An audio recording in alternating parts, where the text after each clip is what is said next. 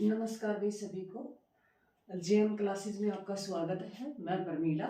और जो हमने इंडियन पॉलिटी की जो सीरीज शुरू कर रखी थी उसकी आज जो थर्ड क्लास है वो रहेगी थर्ड क्लास। और मेरे चैनल को ज़्यादा से ज़्यादा शेयर करें, लाइक कमेंट जरूर करें भी। और जो बच्चे कह रहे हैं भी जो इशू आ रहा है लाइट का, भाई ये आपको 1-2 दिन और देखने को इश्यू मिलेगा। मैं थोड़ा सा लाइट का सेटअप करवा रही हूँ, वो करवाने के बाद ये इश्यू नहीं आएगा। थोड़ा सा कॉम्प्रोमाइज़ करें। और क्योंकि मैंने न्यू ये स्टार्टिंग की है तो मेरे को भी टाइम लग रहा है, तो ध्यान रखें भी। जो बच्चे कमेंट कर रहे हैं कभी कहते भी ब्राइटनेस आवाज़ कम नहीं आ रही, तो जो माइक की है उसकी भी दिक्कत आई पड़ी है और लाइट की। बस आपको 2-4 क्लासेस ऐसे और मिलेगी, फिर लाइट का मैं जो एडजस्ट कर रही हूँ भी, जो आपको 1-2 दिन में सही परफेक्ट वीडियो देखने को मिलेगी। और ये भाई मेरे चैनल को ज़्यादा से ज़्यादा सब्सक्राइब और शेयर लाइक कमेंट करने का ज़रूर काम करें। और ये दिक्कत नहीं आएगी, मैंने कुछ हर दिन मैं इसमें सुधार कर रही हूँ। और जो मेरे को भी पता है, मैं भी वीडियो बाद में मेरी देखती हूँ, मेरे को लगता है भी हाँ कहीं ना कहीं दिक्कत है, परंतु आप जो मैं बोल रही हूँ उस पर फोकस करें एक बार। और मैं ये धीरे धीरे प्रॉब्लम आपकी समाप्त कर दूंगी। मेरे को जो कमेंट करते हैं बच्चे और कुछ कहते हैं, मिलते हैं तो कहते हैं मैडम आपकी जो वीडियो है उसमें क्लियरिटी कम आती है। तो मेरे को भी, मैंने स्टार्ट किया है और उसके बारे में मेरे को कम जानकारी है, तो मैं इधर उधर से पूछ के जो इसको कर रही हूँ। तो ये ध्यान रखें भी और कॉम्प्रोमाइज़ करें। और मैं ये सारी दिक्कतें आप 1-2 दिन में आपको सारी क्लियर कर दूंगी। तो जो हमारी क्लास रहेगी, तो हम अपनी क्लास शुरू करते हैं भी जय मां सरस्वती का नाम लेके। और जो हमारी इंडियन पॉलिटी हम पढ़ रहे हैं भी, इंडियन पॉलिटी हमें पढ़ रहे हैं जिसमें हम भारतीय राज व्यवस्था भी, और मैंने तुम्हें बताया भी भारतीय राज व्यवस्था है। जो हमारी संविधान जो पढ़ेंगे उससे पहले संवैधानिक जो विकास हुआ वो कैसे प्रोसेस चला। तो हमारी जो इंडियन पॉलिटी को लेके आज जो हमारी क्लास रहेगी वो थर्ड क्लास रहेगी।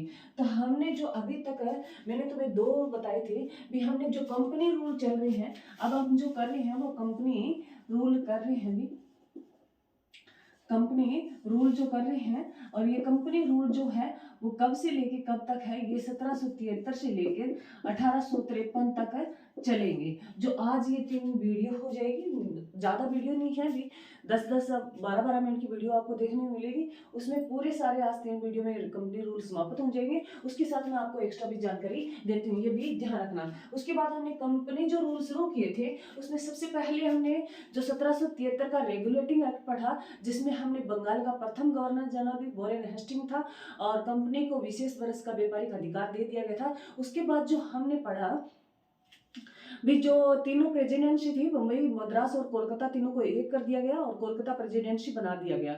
और उसके जो अध्यक्ष रखे वो वॉरेन हेस्टिंग को रखा। सुप्रीम कोर्ट की स्थापना की गई, रेगुलेटिंग एक्ट के तहत सुप्रीम कोर्ट की स्थापना की गई थी, ये हमने पढ़ा। सुप्रीम कोर्ट की जो मुख्य जो हमने स्थापना की थी वो कोलकाता में की गई। भारत का अगर सर्वोच्च न्यायालय पूछे भी सबसे पहले कहाँ शुरू किया गया था, तो कोलकाता में किया था, ये भी ध्यान रखना। और वहाँ 3 उसमें जजों की संख्या थी वो 3+1 थी।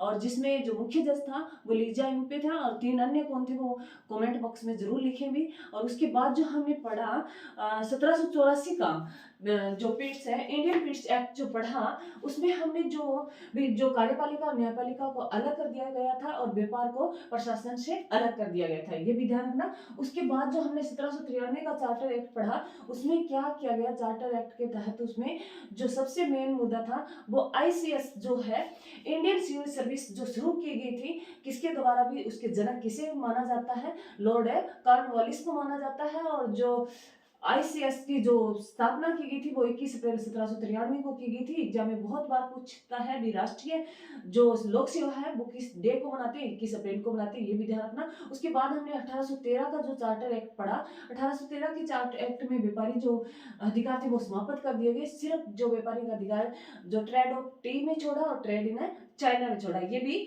ध्यान रखना। उसके बाद जो हमें आज जो हम करेंगे वो करेंगे 1833 का चार्टर एक्ट। 1833 का चार्टर एक्ट क्या है भी, ये ध्यान रखना। जो बंगाल के गवर्नर जनरल को अब भारत का गवर्नर जनरल कहा जाने लगा। बंगाल का प्रथम गवर्नर जनरल कौन था, वॉरेन हेस्टिंग था।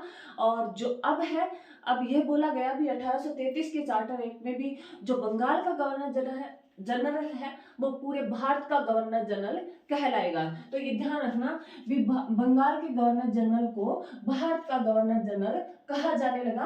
और ये कौन से चार्टर एक्ट में? 1833 का चार्टर एक्ट है, ये ध्यान रखना। तो बंगाल के अंतिम गवर्नर जनरल और भारत के प्रथम गवर्नर जनरल कौन थे? लॉर्ड विलियम बेंटिक थे। एग्जाम में बहुत बार पूछा जाता है भी बंगाल के अंतिम है गवर्नर जनरल और भारत के प्रथम है गवर्नर जनरल। जो फर्स्ट गवर्नर जनरल कौन थे? लॉर्ड विलियम बेंटिक थे। ये भी ध्यान रखना, एग्जाम में बहुत बार पूछा गया। बंगाल के प्रथम गवर्नर जनरल कौन थे? वॉरेन हेस्टिंग थे। और बंगाल के अंतिम गवर्नर जनरल कौन थे? लॉर्ड विलियम बेंटिक थे। और भारत के प्रथम है जो गवर्नर जनरल कौन थे? लॉर्ड विलियम बेंटिक थे। ये ध्यान रखना भी। उसके बाद 1833 में इंग्लिश को राजभाषा बनाया गया भी। जो 1833 का चार्टर एक्ट है उसमें इंग्लिश को राजभाषा का दर्जा दिया गया। ये भी ध्यान रखना, एग्जाम में बहुत बार पूछा गया है। सबसे पहले कौन सी भाषा को राजभाषा का दर्जा दिया गया था? तो सबसे पहले जो राजभाषा का दर्जा दिया गया था ना, वो तो 1590 में अकबर के शासनकाल में फारसी भाषा को राजभाषा का दर्जा दिया गया था भी। अकबर के शासनकाल में फारसी भाषा को भारत की राजभाषा का दर्जा दे दिया गया था। अभी कब दिया गया है? ये 1590 में दिया गया। किसके शासनकाल में? अकबर के शासनकाल में। एग्जाम में बहुत बार पूछता है। और इंग्लिश को 1833 के चार्टर एक्ट में राजभाषा का दर्जा दिया गया था। और उस टाइम अगर पूछे भी भारत के गवर्नर जनरल कौन थे, तो लॉर्ड विलियम बेंटिक थे। ये भी एग्जाम में पूछा जाता है। अगर उसके साथ हम बात करें भी हिंदी को राजभाषा का दर्जा कब दिया गया? हिंदी को राजभाषा का दर्जा जो 14 सितंबर है 1949 को हिंदी को राजभाषा की जो राजभाषा देने के लिए जो घोषणा कर दी गई थी। और 14 सितंबर को ही हम कौन सा डे मनाते हैं? 14 सितंबर को अगर बात करें 14 सितंबर को हम राष्ट्रीय हिंदी दिवस मनाते हैं भी। राष्ट्रीय हिंदी दिवस कौन सी तारीख को मनाते हैं? तो हम 14 सितंबर को राष्ट्रीय हिंदी दिवस मनाते हैं। ये भी ध्यान रखना, एग्जाम में बहुत बार पूछा गया है। राष्ट्रीय हिंदी दिवस कब मनाते हैं? वो हम 14 सितंबर को मनाते हैं भी। 14 सितंबर 1949 को क्या किया गया था भी? जो हिंदी है उसे राजभाषा बनाने के लिए घोषणा की गई थी, परंतु इसे राजभाषा का दर्जा दिया गया। वो 26 जनवरी 1965 को हिंदी को राजभाषा के रूप में लागू कर दिया गया था। पूरे भारत में 26 जनवरी 1965 को हिंदी को राजभाषा के रूप में लागू कर दिया गया था। और ये भी ध्यान रखना, हमारी जो राजभाषा है भारत की वो हिंदी है। अगर राज्य के अलग अलग अधिकार दिए गए हैं। राजभाषा का जो अगर हम पढ़ें भी हिंदी का जो है वो कौन से अगर आर्टिकल में पढ़ते हैं तो ये आर्टिकल 343 में पढ़ते हैं। ये भी एग्जाम में बहुत बार पूछा गया है। इसके तहत राजभाषा का दर्जा दिया गया। और उसके बाद अगर बात करें भाई, अगर पूछा जाता है विश्व हिंदी दिवस, विश्व हिंदी दिवस की बात करें भी। विश्व हिंदी दिवस है कौन सी तारीख को मनाते हैं? तो विश्व हिंदी दिवस जो मनाते हैं वो 10 जनवरी को मनाते हैं। विश्व हिंदी दिवस हम कौन सी तारीख को मनाते हैं? तो ये 10 जनवरी को मनाते हैं। एग्जाम में बहुत बार पूछा गया है, तो ये भी ध्यान रखना। इसके साथ अगर हम बात करें भी जो हमारी हिंदी है, इसको हमने अगर राज्य भी अगर चाहे तो राज्य अपनी भाषा अलग रख सकते हैं, परंतु अगर चाहे तो हिंदी को अपनी राजभाषा बना सकते हैं। तो भारत की अगर राजभाषा कहें तो वो कौन से? हिंदी की है। अगर सुप्रीम कोर्ट अगर हम बात करें, सुप्रीम कोर्ट हाई कोर्ट की अगर बात करें तो वहां कौन सी भाषा होती है? इंग्लिश भाषा होती है। ये भी ध्यान है रखना। उसके बाद अगर बात करें भी जो राजभाषा का दर्जा दिया गया, सबसे पहले फारसी को दिया गया 1590 में दिया गया। और जो इंग्लिश को राजभाषा को उसके बाद सेकंड जो हमारे भारत की राजभाषा बनाई गई वो इंग्लिश को बनाया गया 1833 के चार्टर एक्ट में लॉर्ड विलियम बेंटिक के द्वारा दिया गया था। अगर हिंदी की बात करें तो ये 25 सितंबर 1949 को हिंदी को राजभाषा बनाने की घोषणा की थी। और 26 जनवरी 1965 को ये पूरे भारत में लागू कर दिया गया। और 24 सितंबर को हम राष्ट्रीय हिंदी दिवस बनाते हैं। और 10 जनवरी को हम विश्व हिंदी दिवस बनाते हैं। ये भी ध्यान है रखना। उसके बाद बात करें भी 1853 का जो चार्टर एक्ट है, 1853 का चार्टर एक्ट और कंपनी रूल का अंतिम चार्टर एक्ट था भाई 1853 का। ये भी ध्यान रखना। उस टाइम जो भारत के गवर्नर जनरल थे वो लॉर्ड डलहौजी थे। गवर्नर जनरल थे वो कौन थे? लॉर्ड डलहौजी थे। और लॉर्ड डलहौजी ने क्या कार्य किया? एक तो लॉर्ड डलहौजी ने एग्जाम में बहुत बार पूछा जाता है। लॉर्ड डलहौजी ने क्या किया? लॉर्ड डलहौजी ने जो है पहली रेल जो पहली रेल चली थी वो लॉर्ड डलहौजी के शासनकाल में चली थी। पहली रेल की बात करें तो लॉर्ड डलहौजी के शासनकाल में चली थी, 1853 में चली थी, जो बंबई से थाने चली थी, मात्र 34 किलोमीटर चली थी। ये भी एग्जाम में बहुत बार पूछा गया है भी, जो अगर पहली बार में फर्स्ट रेल चली थी वो किसके शासनकाल में चली थी, कौन से अंग्रेज जो अधिकारी ब्रिटिश अधिकारी था, गवर्नर जनरल था भारत का उस टाइम, भारत का गवर्नर जनरल था वो लॉर्ड डलहौजी था। 1853 में पहली रेल चली भारत में, जो बंबई से थाने चली और 34 किलोमीटर चली। एग्जाम में बहुत बार पूछा गया है। अगर लॉर्ड डलहौजी ने कौन सी नीति अपनाई थी, लॉर्ड डलहौजी ने हड़प नीति अपनाई थी। भी हड़प है जो नीति अपनाने वाला कौन था, भी लॉर्ड डलहौजी था। हड़प नीति क्या थी भी, अगर किसी राज्य का, अगर राजा का कोई उत्तराधिकारी नहीं है तो उसके जो साम्राज्य है उसको हड़प लिया जाए। ये जो नीति है किसने अपनाई थी, भी लॉर्ड डलहौजी ने अपनाई थी। उसके बाद लॉर्ड डलहौजी ने क्या कार्य किया, लॉर्ड डलहौजी ने जो इंडियन सिविल सर्विस के लिए परीक्षा आरंभ कर दी थी। भी लॉर्ड डलहौजी ने इंडियन सिविल, अगर बात करें तो इंडियन सिविल सर्विस की जो परीक्षा शुरू कर दी थी, और ये 1853 से 1922 तक लंदन में करवाई गई।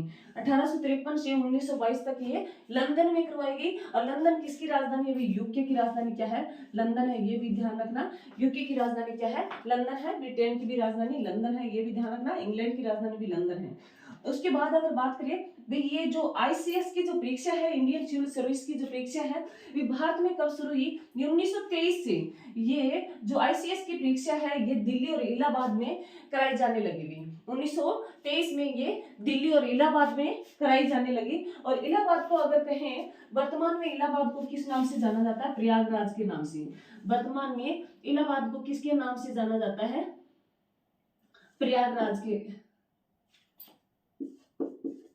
के नाम से जाना जाता है। वर्तमान में इलाहाबाद को किस नाम से जाना जाता है, प्रयागराज के नाम से जाना जाता है। और प्रयागराज हाल ही में चर्चाओं में रहा, क्योंकि प्रयागराज कहाँ पड़ता है भी, ये यूपी में पड़ता है। और ये चर्चाओं में क्यों रहा, चर्चाओं में ये इसलिए रहा क्योंकि यहाँ महाकुंभ का मेला चला था। भी जो कब शुरू हुआ था, ये 14 जनवरी और 26 फरवरी तक ये चला था। तो ये भी ध्यान रखना, जो महाकुंभ का मेला चला था वो कब चला था भी, जो 14 जनवरी से शुरू हुआ था, 13 जनवरी से, और 26 फरवरी तक ये चला था। ये एग्जाम में बहुत बार पूछा जाएगा। और जो कमेंट में जरूर लिखें, महाकुंभ मेला है जो ये कहते हैं भी, जब भगवान जो अमृत निकाला गया तो उस अमृत की जो राक्षस और भगवान जो देवताओं के बीच लड़ाई हो रही थी, तो उस जो अमृत का जो घड़ा था उसमें से 4 बूंदें गिरी थी। एक प्रयागराज में गिरी थी, और एक हरिद्वार में गिरी थी, और एक जो है कहाँ गिरी थी, एक प्रयागराज में, एक हरिद्वार में, और एक कहाँ जो उज्जैन है वहां गिरी थी। और एक कमेंट में जरूर बताएं भी, ये जो चौथी बूंद है वो कहाँ गिरी थी। प्रयागराज के लिए फेमस जो स्थान है, एक प्रयागराज है जो यूपी में पड़ता है, हरिद्वार है जो कहाँ पड़ता है भी, हरिद्वार, जो कमेंट में जरूर लिखें हरिद्वार। और उसके अलावा जो 2 स्थान अन्य है, मैंने काफी जो बताया है बच्चों को, तो ये कमेंट में जरूर बताएं अन्य 2 स्थान जो कहाँ, जो महाकुंभ का मेला लगता है। महाकुंभ का मेला है, ये कहते हैं भी जो हर 12 साल के बाद लगता है कुंभ का मेला, परंतु महाकुंभ मेला जो ये योग बना था, ये 144 साल के बाद बना था। ये भी ध्यान है रखना। उसके बाद जो अगर पूछे भी, जो आईसीएस की जो परीक्षा है, आईसीएस की जो परीक्षा है, पहला भारतीय परीक्षा देने वाला अगर है, फर्स्ट भारतीय बात करें भी, फर्स्ट भारतीय कौन था, तो फर्स्ट भारतीय जो था वो सुरेंद्र नाथ बैनर्जी था। भी सुरेंद्र नाथ बैनर्जी था। ये भी एग्जाम में पूछा गया है। और पहला परीक्षा पास करने वाला, पहला भारतीय परीक्षा पास करने वाला वो सत्येंद्र नाथ टैगोर था। भी सत्येंद्र नाथ टैगोर था। ये भी एग्जाम में पूछा गया है। पहला भारतीय परीक्षा देने वाले की बात करें तो सुरेंद्र नाथ बैनर्जी था, और पहला भारतीय परीक्षा पास करने वाला वो सत्येंद्र नाथ टैगोर था। एग्जाम में बहुत बार पूछा गया है।